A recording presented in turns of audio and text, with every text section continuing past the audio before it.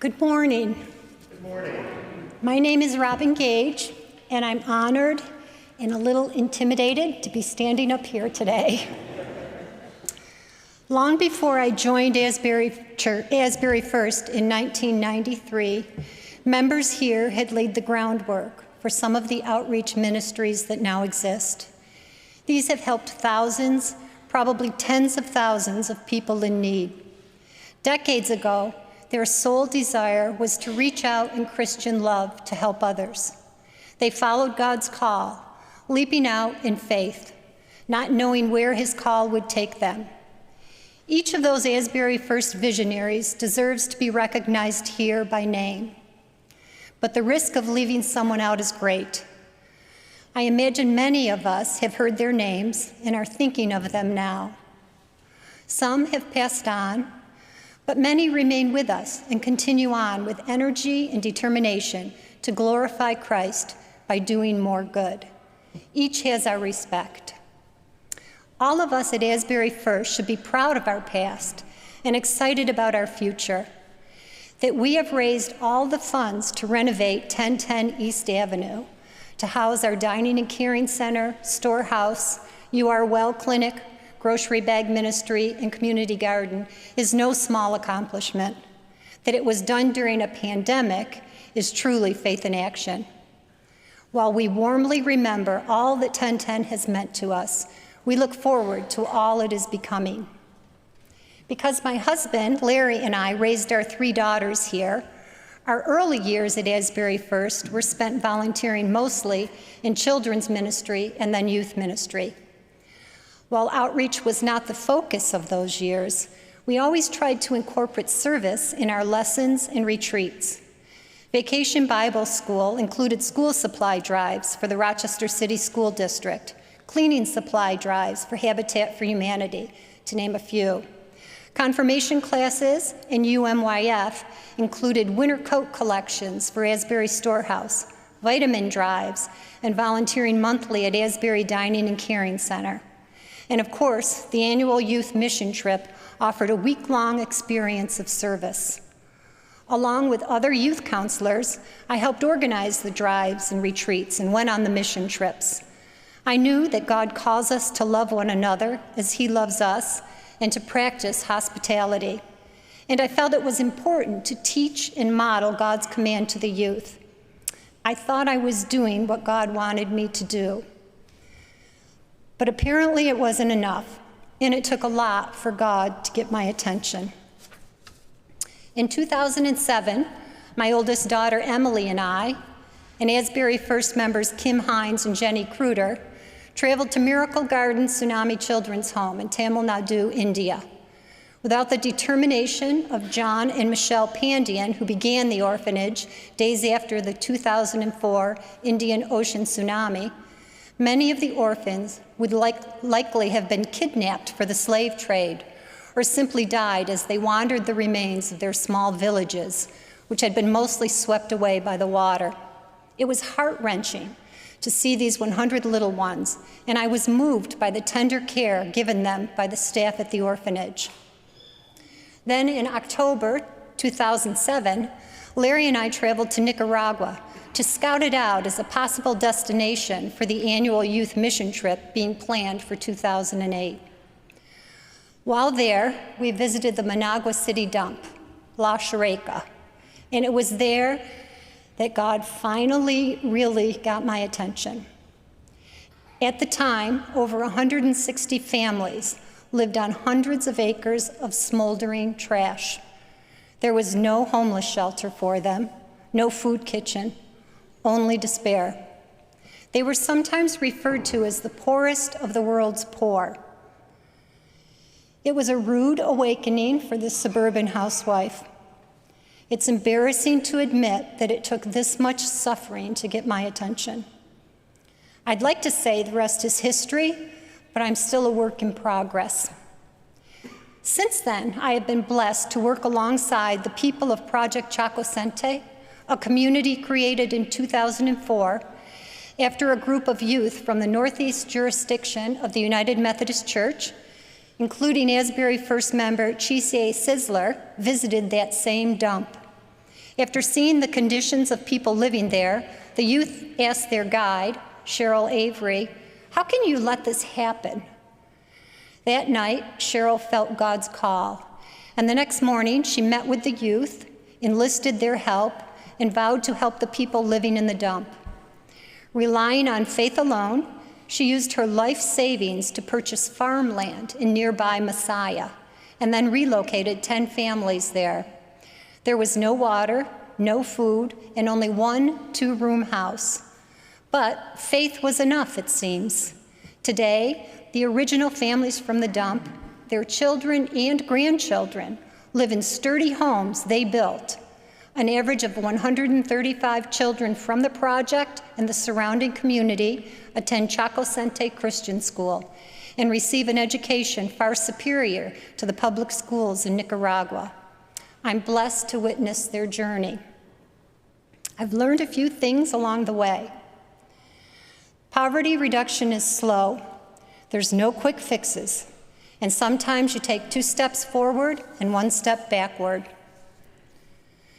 People everywhere want happiness, health, and safety for themselves and their children. Everyone we meet everywhere, whether Jew or Greek, enslaved or free, male or female, and as Stephen would say, white or black, gay or straight, and so on, all were created by God. All bear his image, and all deserve to be treated with dignity. Handouts and hand-ups both have a place.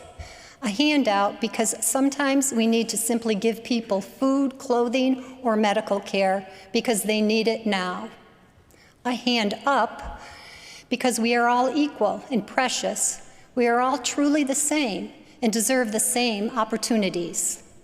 Most important, though, our hands held together, because it is only through relationships that we get long-lasting results. It takes time, trust, mutual respect, and a shared goal of wanting the best for each other. I've much more to learn, and I pray that God grants me the time, strength, and humility to do more good. We're blessed at Asbury First to have a pastoral staff dedicated to outreach. Through their leadership and guidance, church members are encouraged to listen to God's call and reach out in faith to do his will. I'm grateful and proud to be a part of this congregation. I look forward to learning more from the giants among us who quietly volunteer on campus and off. I'm eager to see all God has in store for the future of our church, our city, and our world. Let us hold unswervingly to the hope we profess, for he who has promised is faithful. Thank you.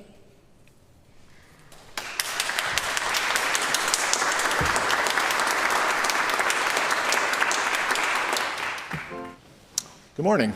Good morning. God works in mysterious ways.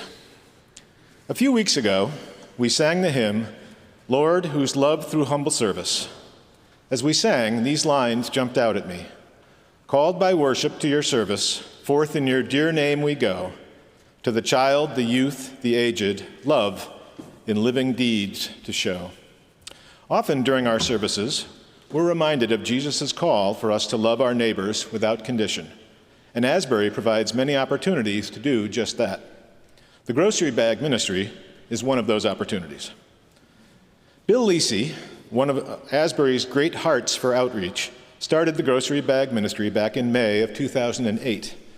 As you will likely also know, he was one of the driving forces behind the Dining and Caring Center as well. He tells this story of his inspiration for the ministry.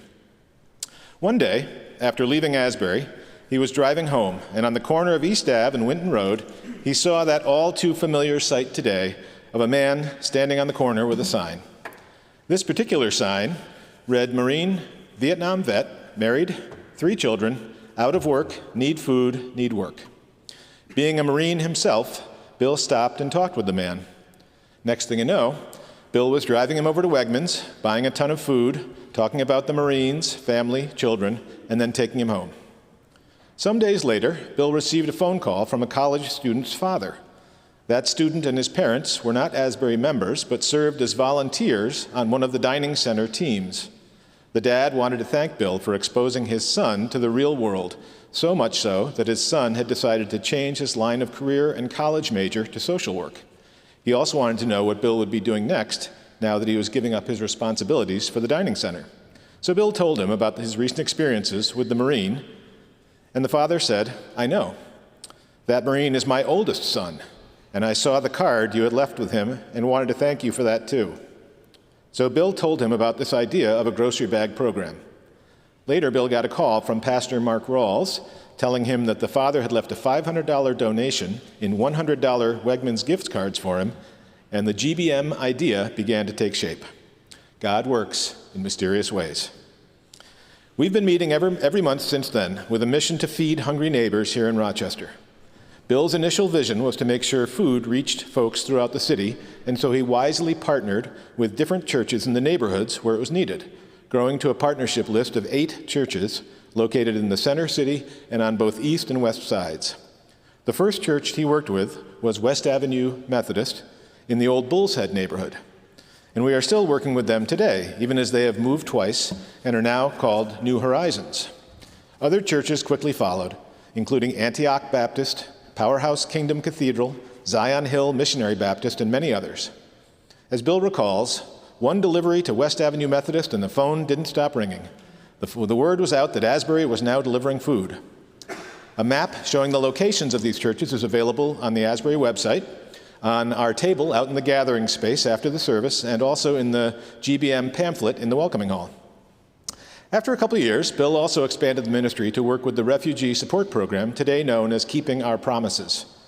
KOPS has a mission to provide comprehensive resettlement assistance to endangered wartime allies who served U.S. interests in conflict and war zones, and today is the most comprehensive resettlement program for Afghan, Iraqi, and Kurdish interpreters and support personnel in the United States. Each month, the Grocery Bag Ministry team bags up 80 bags of groceries, with 20 going to KOPS families and 60 going to 1 or 2 of our 8 partner churches.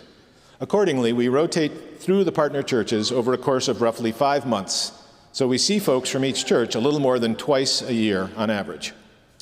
During the pandemic times of 2020, the ministry initially paused when Asbury first shut down, but then after a couple of months, we were able to start up again, providing bulk supplies to the partner churches who then took care of bagging and distribution.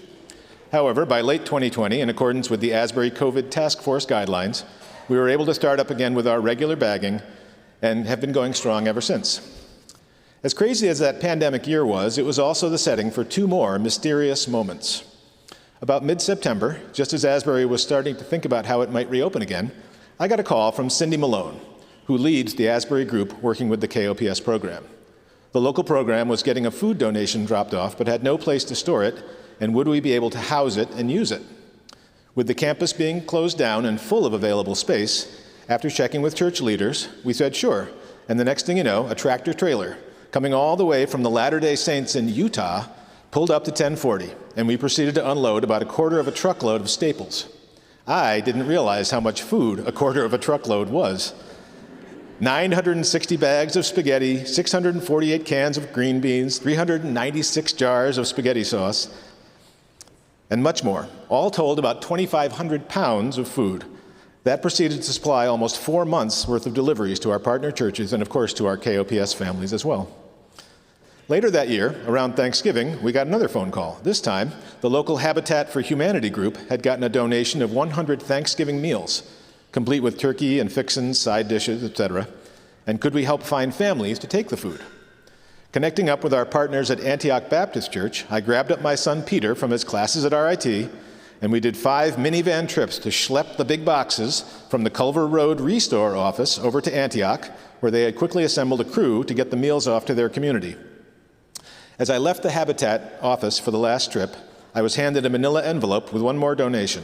This time, 25 $100 Wegmans gift cards, which I brought back to Asbury and handed happily over to Stephen, in which he and the other Asbury leaders were then able to use to help needy families reaching out for help during the holidays. God's work, God's mystery at work again. Our group of regular volunteers numbers about 10 or so, which is usually plenty to get most of the work done in about an hour on Saturday mornings. We usually start about 8 a.m. and are done by 9 or 9:30.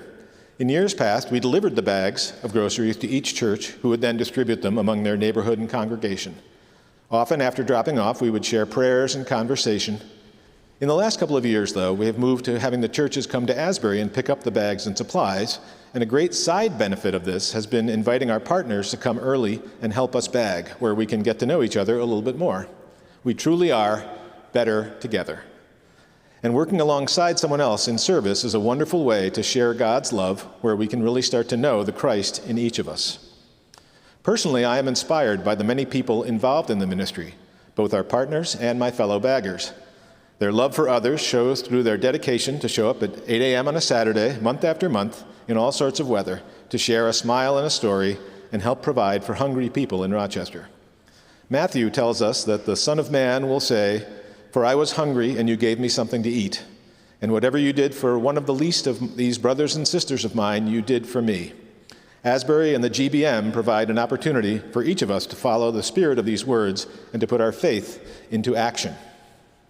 Prior to the pandemic, we hosted a partners meeting here where all the churches came together and talked about their experiences, how it was working for them, how we might improve it going forward. It was heartwarming to hear about the impacts this program is having in their neighborhoods and congregations. Some talked about how the timing worked well for folks when money is getting tight at the end of the month. Others related stories of how their neighbors who might not be able to get out to get food and how grateful they were for this helping hand. It was also a great chance for the organizers to get to know each other more and how they too could work better together. Now that things are starting to get back to normal, we are hoping to host another meeting this year, possibly at the new outreach facility. So where does our support come from? Well, the program works thanks to you. The donations that Asburyans provide, both groceries and bags, as well as, of course, financial, are what make this ministry possible. So for all of us involved in the ministry, thank you. Thank you for enabling us to continue this worthwhile program. We routinely supplement our monthly needs with a bulk order of foods from our neighborhood Price Right. In recent months, thanks to the wider vision of collaboration with the Dining and Caring Center and the leadership of Reverend Pat DuPont, we have been able to meet most of our monthly needs through the relationship that the Dining and Caring Center has with FoodLink. We anticipate this collaboration will only get stronger as we all move together into the new outreach center in the fall. Asburyans have always been very generous, especially at the Thanksgiving in-gathering, contributing a bounty of supplies that often carries us from November to January each year. And the Boy Scout food drive in the spring usually provides upwards of 100 boxes of food also. So what does the future hold? Along with the Asbury motto of do more good, we are looking at a plan to do more bags. That is, upping our monthly quota so that we can see our partners more often. Details are still being worked out, but we are hoping to get to a point where we can see each church 4 times a year and on a regular schedule. Also, as we move into the new outreach center in the fall, we're looking forward to other ways to collaborate with the other ministries in the building. Perhaps a bag of groceries can be available for You Are Well Clinic or Storehouse visitors, or Dining and Caring Center guests may choose to get involved and help bag on a Saturday morning. Who knows? The future is bright, and would like to share it with you if you would like to join us. Thank you.